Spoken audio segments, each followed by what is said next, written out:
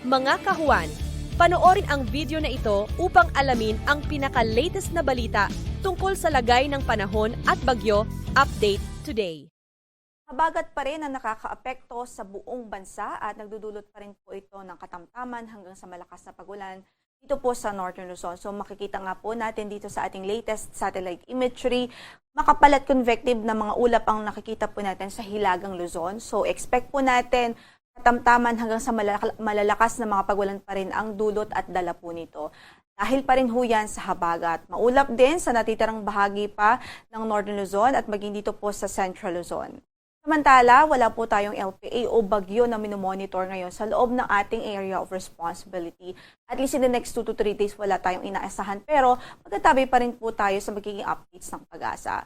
So, ibig sabihin, maliban po sa habagat ay wala pong ibang weather system na nakakaapekto sa bansa. Although yung habagat patuloy nga po itong nagdudulot ng pagulan sa malaking bahagi ng Luzon.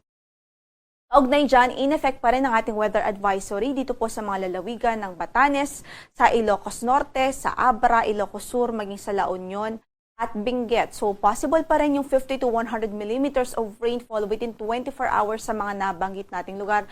Kaya't iba yung pag-iingat pa rin ng ating abiso dahil ibig sabihin yan, posible pa rin yung mga localized flooding o yung mga localized na pagbaha. At posible rin yung mga pagguho ng lupa, lalong-lalo na sa mga matatagal na pong inuulan doon po sa mga bulubunduking lugar o areas. Meron pa rin ho tayong gale warning ngayon dito po sa mga baybaying dagat ng extreme Northern Luzon. Partikular ho sa mga baybaying dagat ng Batanes, Babuyan Islands sa northern coast ng Ilocos Norte.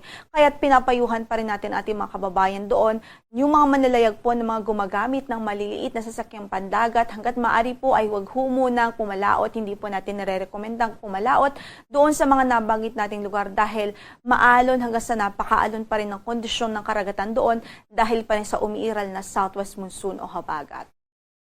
Samantala, para sa forecast natin sa araw na ito, maulap pa rin ang papawirin at mataas pa rin ang tsansa ng katamtaman hanggang sa malakas na mga pag-ulan dito nga po sa Ilocos Region, maging sa Batanes, Babuyan Islands at sa Abra, Benguet. So doon po sa ilang bahagi ng Cordillera Administrative Region, sa buong Ilocos Region, sa Batanes at Babuyan Islands, malalakas na mga pag-ulan pa rin ang pwedeng maranasan sa araw na ito.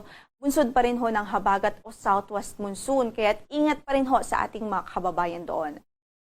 Samantala sa Visayas at Mindanao, patuloy pa rin na improved weather ang mararanasan doon. Bahagyang maulap hanggang sa maulap lamang ang papawirin.